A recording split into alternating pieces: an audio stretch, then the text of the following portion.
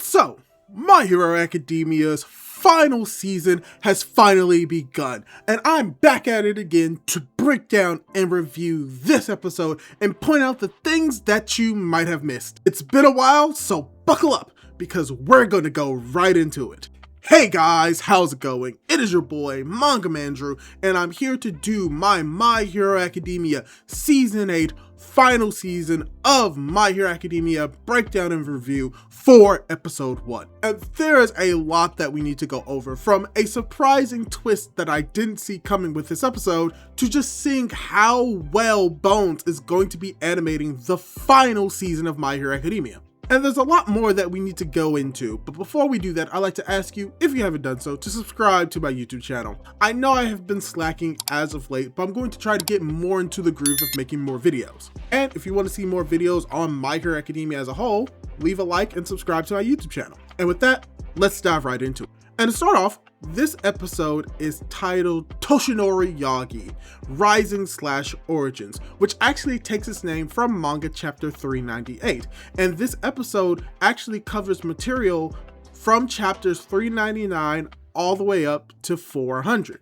And I bring this up because, for the most part, this is what the new material from this episode is coming from. Because for the first part of this episode, for the most part, it uses material from previously adapted material, as well as the title of the episode itself coming from a previously adapted manga chapter. And this was something unexpected, as we get a better understanding of how much reused material was actually used in this episode, which is about 9 minutes, or nearly half the episode. And how the material that we got in this episode actually derives from the final episode of Season 7, Episode 12, Battle Without a Quirk. However, you may not think that this makes sense, or that Bones is being lazy, but in actuality, it makes a lot of sense due to the name of the episode referring to Toshinori Yagi, which it makes sense to reuse most of that character and chapter from the previous episode in this one, as well as the reusing of these scenes and sequences focuses on the fight between All For One and All Might better in this episode than in the last one, which was split between the ending of the fight between Toga and Uraraka and beginning of the fight between All For One and All Might. As well as the using of these very specific sequences of focusing primarily on All Might and All For One fighting allows for the fight to flow a lot smoother and transition more into the latter half of this fight, and allowing that fight to be a lot more engaging and dramatic. But don't be alarmed, we don't just get old reused scenes from the previous episode. We actually do start the episode off with a brand new scene that was actually not adapted from a previous episode from a previous manga chapter in My Hero Academia. Because we see this new scene adapted before the reused ones, which we see a sequence of an older man holding his hand out, attempting to grasp at some cherry blossoms, as we hear Deku describing the actions that the heroes took to try and stop the villains. This new scene is actually an unadapted page from chapter 377 that would have originally been seen in episode 154 of the series, specifically The Chain Thus Far, which is also the 16th episode of Season 7. And it's great that they added this scene that was assumedly cut from the anime.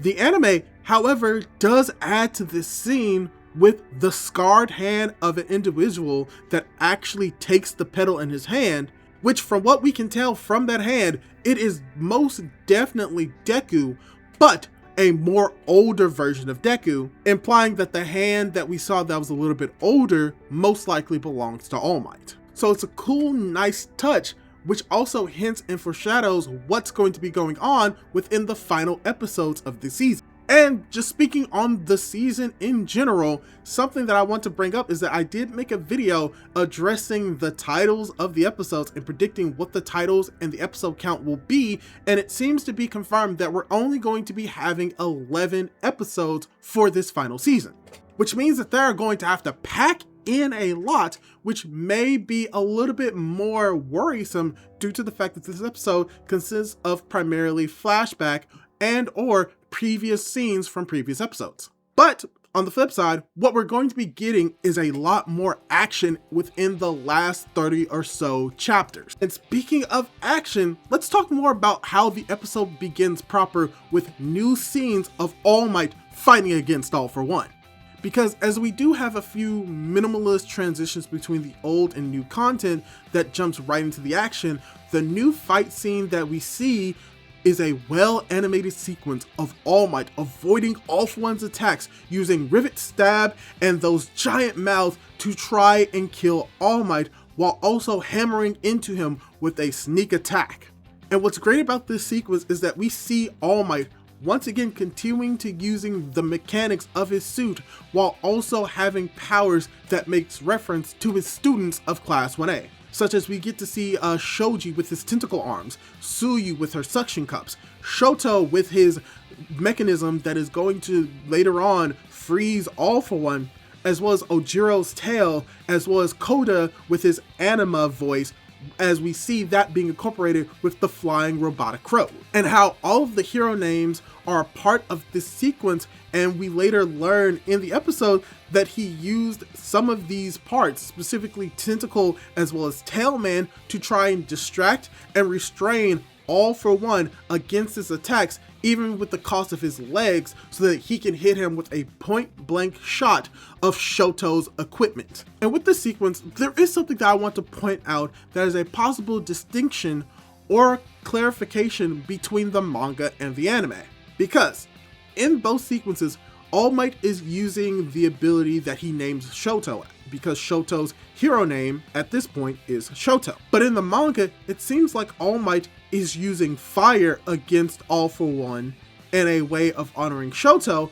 but in the anime, it's explicitly shown to be ice. And so I want to say that the use of ice in this sequence very much fits more with the character of Shoto, because Shoto was the one who was able to save his family using his ice abilities, as well as just showing how there is still a distinction between Shoto willingly using the fire of Endeavor. So it makes sense that if you wanted an ability that would represent Shoto, it's better to use ice than fire. And as well as what we're going to be getting in the next part of this episode, using ice to help restrain All for One is a better use of the ability than with fire. Especially with later on, there's a character that is very much more fire based, but we will get to him when we get to him. It was a very nice change and or clarification for what was going on from the manga to the anime. But after that sequence, we eventually do transition between the fight between Aoyama and Kunita. And let me just say, this entire short fight sequence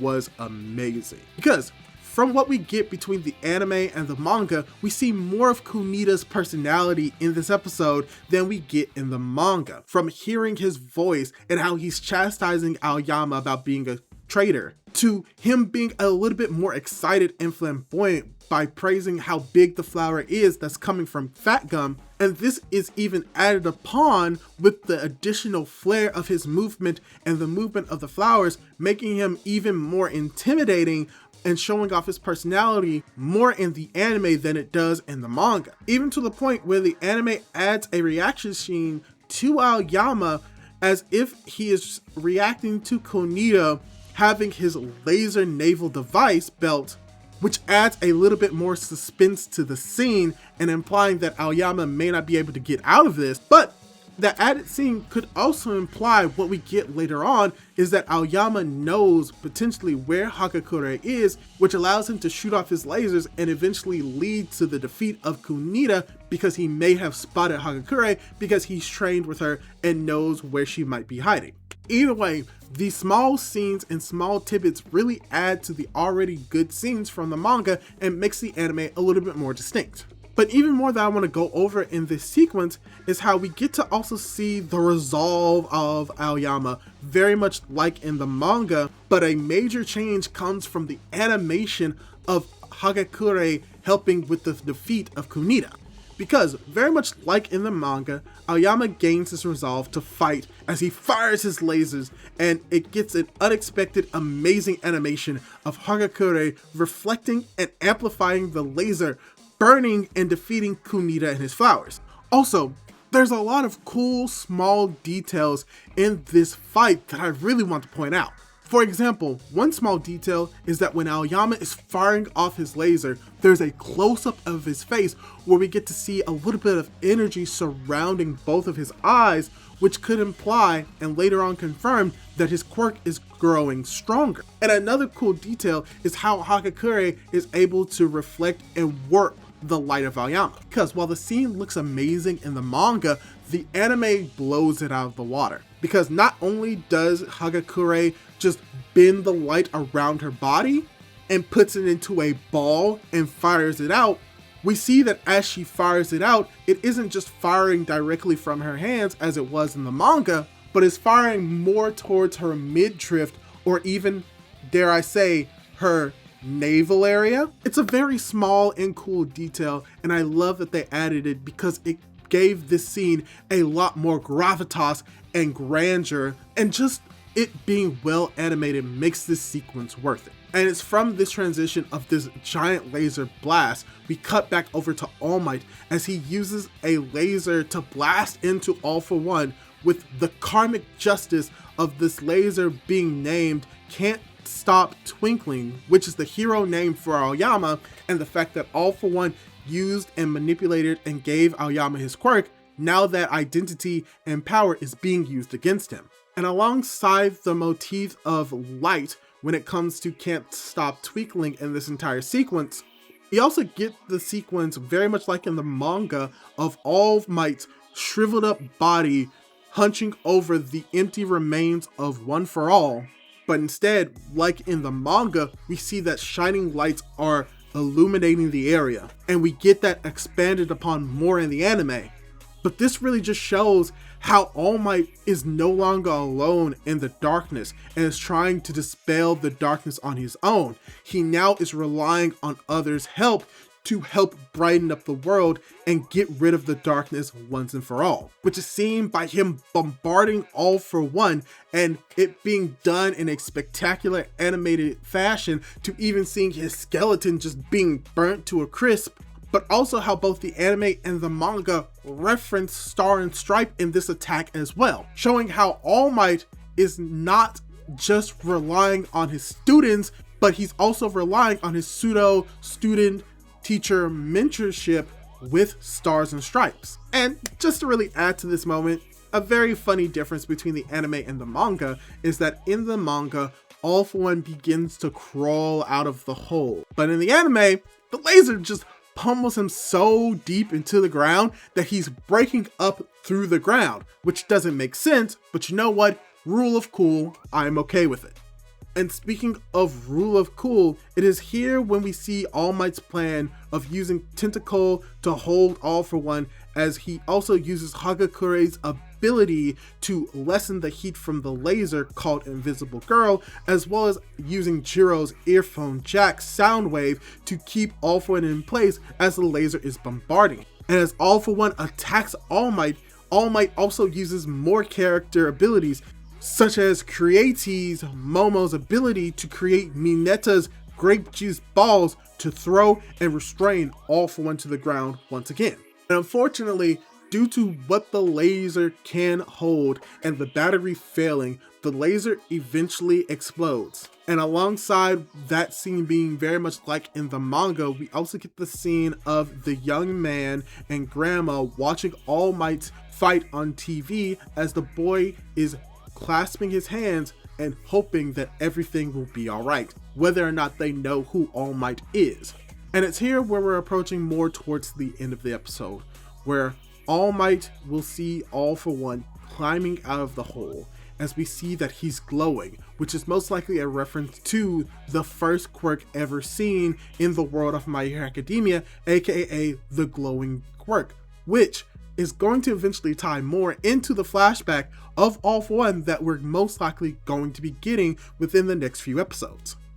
But alongside that, we do get another anime original scene of All For One being charged at by All Might, and All For One retaliating by using some type of augmentation quirk to just straight up backhand All Might away from him, which was not necessary, but was very cool to see. As we also get more of what we've seen from previous episodes of how much damage All For One takes, it reverts into a younger and younger state, as we clearly see that he is more of a child in this scene, as well as if you listen to his voice is a little bit more high-pitched to show that he is very much younger in this moment. And it's here is about the time that All For One is going to try and attempt to take out All Might, but he is unfortunately paralyzed, as we get the reveal and return of Stain, who uses his blood curdle quirk to lick up some blood to paralyze and keep All For One in place. And a slight notice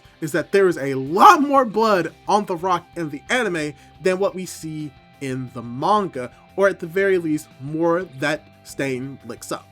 And the episode would have ended here, as we get the brand new opening, which I may talk about at a later date because there's a lot in that opening that I would like to discuss. But after we get that wonderful opening, we actually cut over to a scene from chapter 400, which relatively speaking should have been seen earlier, but is a very good way to end the episode. Because after Hagakure has eliminated Konita and had him restrained, we see that her quirk is once again glitching to the point where she is afraid of hiding her body because she's no longer invisible, so she's just objectively naked in that moment. However, she's very cute, so all is forgiven, Horikoshi, you know, for now. But that's not where the episode ends properly, where the episode actually ends with Aoyama realizing that he'll do anything and everything to continue to fight because he is no longer going to be a student at UA as the episode ends and the previews begin. Which, I'll talk about the previews at a later date, but I did get something right in one of my videos, so if you want to see what I got right, go watch it. But yeah,